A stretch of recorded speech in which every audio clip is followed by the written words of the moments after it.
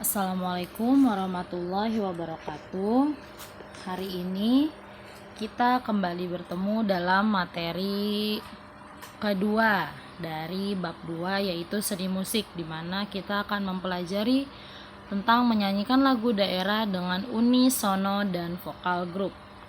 Sebelumnya, dalam materi ini kita memiliki kompetensi dasar di mana siswa mampu memahami teknik dan gaya lagu daerah dengan unisono atau vokal group, dan juga siswa mampu menyanyikan lagu daerah dengan unisono dan vokal group.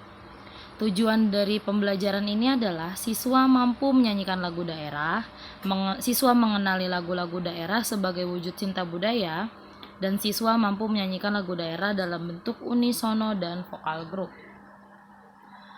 Baiklah, sebelum memulai pelajaran, kita sebaiknya membaca doa dulu. Bismillahirrahmanirrahim. Rabbi zidni ilma warzuqni fahma, Rabbi shrahli sodri wa yassirli amri, wahlul uqdatam min lisani yafqahu qawli, Rabbi rahmatika ya arhamar rahimin. Amin. Oke, kita akan mulai. Slide pertama, menyanyikan lagu daerah dengan unisono. Sebelumnya di kelas 7 kita pernah mempelajari tentang unisono. Apa sih unisono? Uni, satu, sono, suara, di mana orang yang bernyanyi unisono adalah sekelompok orang atau beberapa orang yang bernyanyi dengan nadanya itu sama, satu suara. Misalnya di nada F, berarti nada F semua. Itu namanya unisono. Di dalam unisono ini kita akan mencoba mempelajari tentang musik daerah, seni musik yang lahir dan berkembang di daerah tertentu dan memiliki keunikan yang berbeda dengan musik mancanegara atau musik barat, di mana musik daerah ini biasanya memiliki lirik khas dari daerah tersebut, alat musik yang digunakan khas dari daerah tersebut. Itu yang membedakan musik daerah dengan musik lainnya. Antara lagu daerah sama-sama indah dan menarik untuk dipelajari. Maksudnya, setiap daerah di Indonesia memiliki keunikan lirik, keunikan alat musik, keunikan nada. Namun, dari masing-masing daerah tersebut memiliki keunikan atau ciri khas tersendiri dari masing-masing daerah. Hal ini yang membuat musik daerah menarik untuk dipelajari atau kita senangi ataupun kita dengarkan. Lagu daerah bagus untuk dipelajari agar tidak punah atau diambil oleh negara lain. Lagu daerah sudah ada sejak zaman nenek moyang, maka dari itu saat ini walaupun banyak musik mancanegara, banyak musik barat, Korea, Jepang, Cina ataupun dari negara lainnya yang masuk ke Indonesia, tetaplah kita harus cinta dengan budaya Indonesia, tetaplah kita harus senang dengan budaya kita sendiri. Lagu daerah Indonesia walaupun terbilang kuno, namun bisa disandingkan dengan lagu mancanegara karena kekhasannya, karena ciri khasnya itu mampu membuat lagu Indonesia ikut diminati oleh warga-warga dari luar negara Indonesia. Contoh dari lagu musik daerah adalah Tanduk Majeng dari Madura, ada Gundul-Gundul Pacul dari Jawa Tengah, ada Kicir-Kicir dari Betawi, ada Yamko Rambe Yamko dari Papua, ada Ampar-Ampar Pisang dari Kalimantan Selatan, dan Burung Tantina dari Maluku. Selanjutnya, penyajian paduan suara unisono. Dalam menyajikan paduan suara unisono, ini adalah disajikan dengan unisono atau satu suara. Seperti tadi, uni artinya satu, sono suara, berarti kita menyanyikan dengan nada yang sama, dengan nafas yang sama, dengan tinggi nada yang sama. Sebab-sebab dari penyajian unisono adalah pencipta tidak mau lagunya pecah menjadi beberapa suara. Maksudnya berarti si pencipta memang membuat lagu tersebut untuk satu suara saja, tidak bagus ketika dinyanyikan dengan berbagai suara. Mungkin bisa jadi maknanya yang tidak sampai jika dinyanyikan dengan lagu yang berbeda suara. Lalu lagu tersebut diposisikan secara khusus oleh negara. Maksudnya apa? Seperti lagu Indonesia Raya dalam menyanyikannya, Indonesia Raya memiliki satu tangga nada yang sama dalam menyanyikannya. Ketika lagu Indonesia Raya dinyanyikan dengan berbeda nada, itu akan terdengar tidak kompak. Maka dari itu, khusus untuk lagu kenegaraan biasanya diposisikan harus dinyanyikan dengan satu suara. Lalu paduan suara ingin menyanyikan satu suara saja. Bisa jadi ada lagu-lagu yang bisa dinyanyikan dengan banyak suara, namun paduan suara tersebut memang bernyanyi atau menampilkan sesuatu hanya dengan satu suara saja, karena memang grup tersebut khusus untuk bernyanyi dengan nada unisono. Hal yang harus diperhatikan dalam bernyanyi paduan suara unisono yang pertama, bernyanyi sesuai notasi secara tepat. Harus pas antar tangga nada. Lalu tidak ada vibrasi secara berlebihan di mana antar satu orang dengan orang lain vibrasinya berbeda, tentu akan terdengar tidak bagus. Maka dari itu, vibrasi yang digunakan harus tepat. Teknik pernapasan dilakukan dengan disiplin di mana setiap penggal-penggal lagu memiliki aturan khusus di mana pemberhentian atau penarikan nafas, pengeluaran nafas seperti apa. Lalu, peserta paduan suara paham makna syair lagu, di mana setiap siswa, setiap penyanyi ketika menyanyikan lagu yang dia bawakan haruslah memahami apa yang akan disampaikan, sehingga perasaan yang ada di dalam lagu tersebut dapat tersirat atau dapat sampai kepada para pendengar. Latihan pernapasan dalam menyanyi biasanya terdapat tahapan-tahapan latihan. Yang pertama ada latihan pernapasan, di mana sebelum menyanyi unisono akan baik jika diawali dengan latihan yang biasanya digunakan dalam menyanyi unisono disebut latihan pernapasan segitiga, di mana tahap 1 menarik napas, tahap 2 menahan nafas, dan tahap 3 menghembuskan nafas. Disebut pernapasan segitiga karena latihan pernapasan ini memiliki 3 tahap seperti jumlah sisi pada segitiga. Langkah-langkah dalam latihan pernapasan segitiga yang pertama ada 1. Tarik napas sebanyak-banyaknya selama 4 kali hitungan. Yang kedua, tahan napas dalam perut selama 4 kali hitungan. Yang ketiga, hembuskan napas perlahan selama 4 kali hitungan. Langkah-langkah dalam langkah pertama, kedua, ketiga dilakukan berulang sehingga merasa cukup dan mampu bernyanyi dengan baik.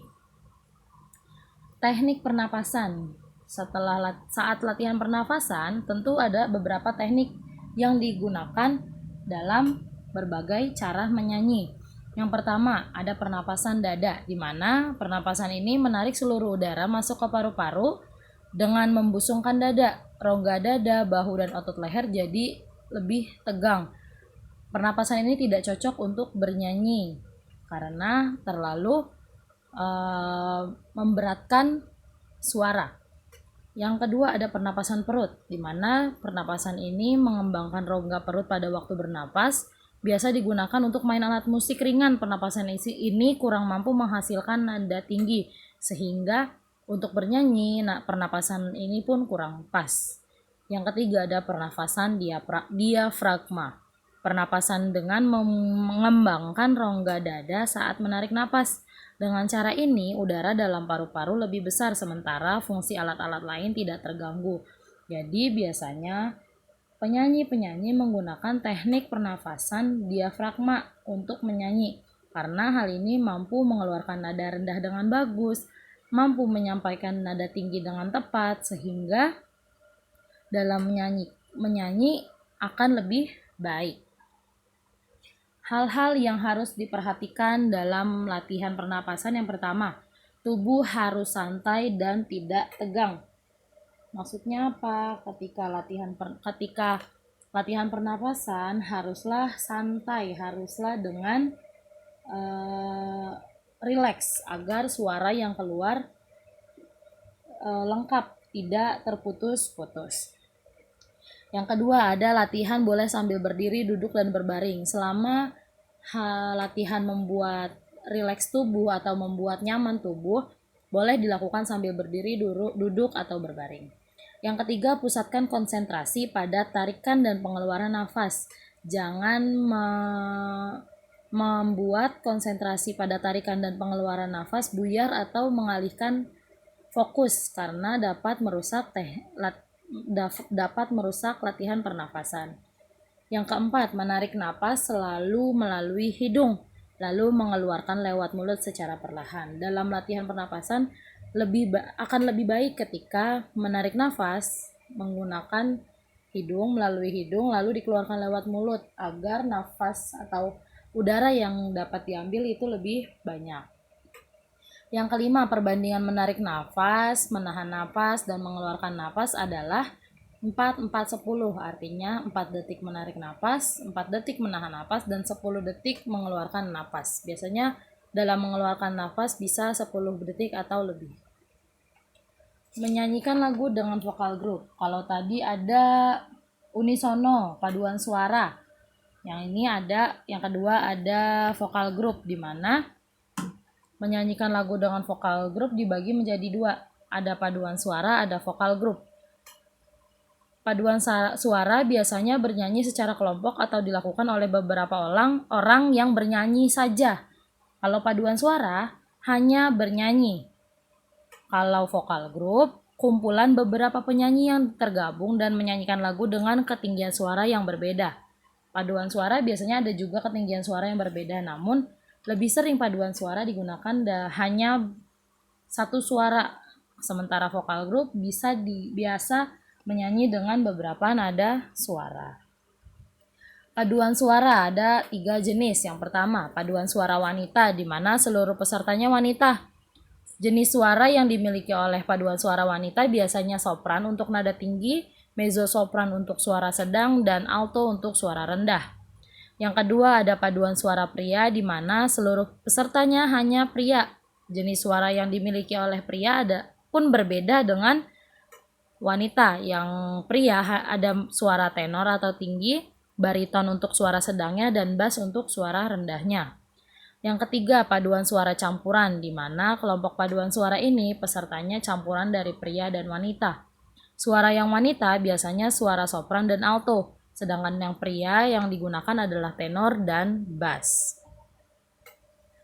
Unsur-unsur paduan suara. Dalam paduan suara memiliki beberapa unsur yang harus diperhatikan. Yang pertama ada artikulasi. Artikulasi adalah cara pengucapan kata demi kata, harus dengan baik dan jelas. Yang kedua ada pernapasan, di mana usaha menghirup udara sebanyak-banyaknya kemudian disimpan dan dikeluarkan sedikit demi sedikit sesuai dengan keperluan, agar tidak kehabisan napas ketika nada tinggi atau ketika lagu belum habis, nada atau lirik masih bisa diucap, jadi nggak terpenggal. Yang ketiga ada frasering, adalah aturan pemenggalan kalimat yang baik dan benar sehingga mudah dimengerti maksudnya dan sesuai dengan kaidah yang berlaku. Jadi frasering ini pemenggalan ketika lagunya tinggi, ada pemotongannya cocok, tidak rumpang. Lalu ada sikap badan, di mana posisi badan ketika bernyanyi bisa sambil duduk atau berdiri. Yang penting saluran pernapasan jangan sampai terganggu fokusnya. Selanjutnya ada resonanso, di mana hal ini adalah usaha untuk memperindah suara dengan memfungsikan rongga-rongga udara yang turut bervibrasi atau bergetar di sekitar mulut dan tenggorokan. Lalu ada vibrato, di mana usaha memperindah lagu dengan memberi suara yang bergetar teratur.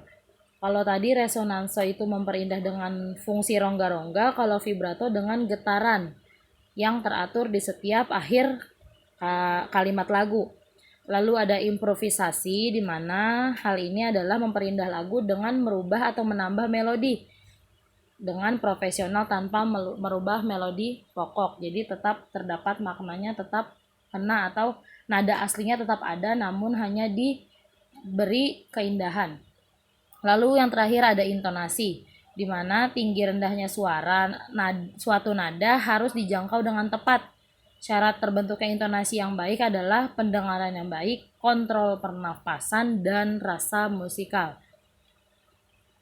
Selanjutnya, ada vokal group di mana kelompok ini mengandalkan skill atau keahlian individu serta musikalitas yang sempurna.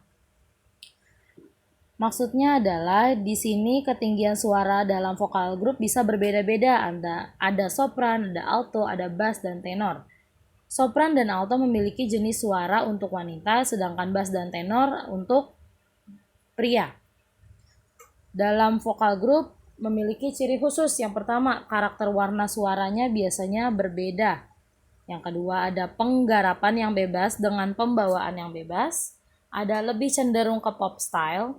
Ada gerakan polyphonic atau ada backing vokal.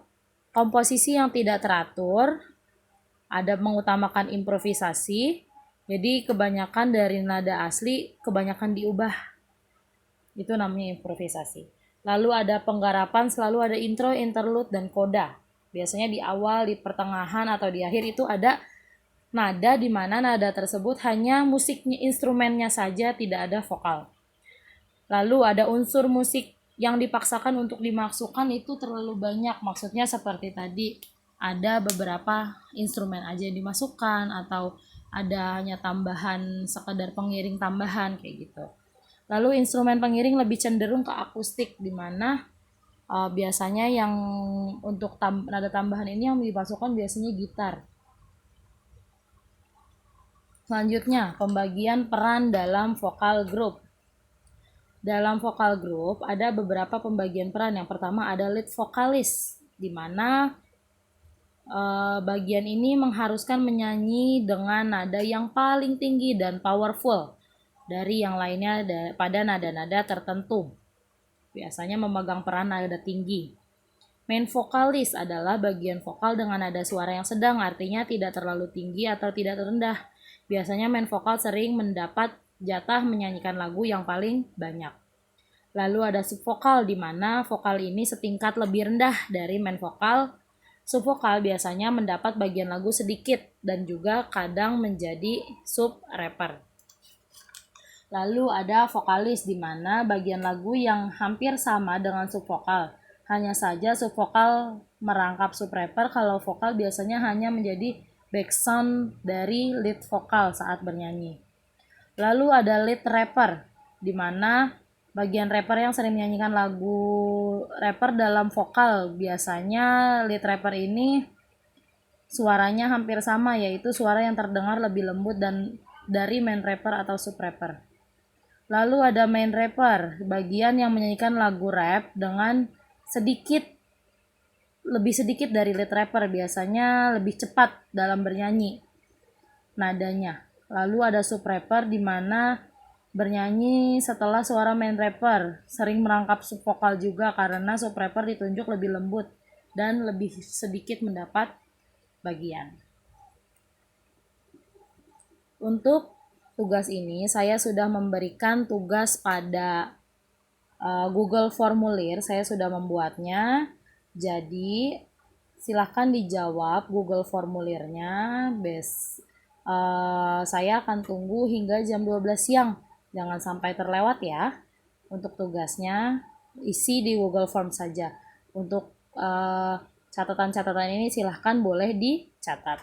Terima kasih. Assalamualaikum warahmatullahi wabarakatuh.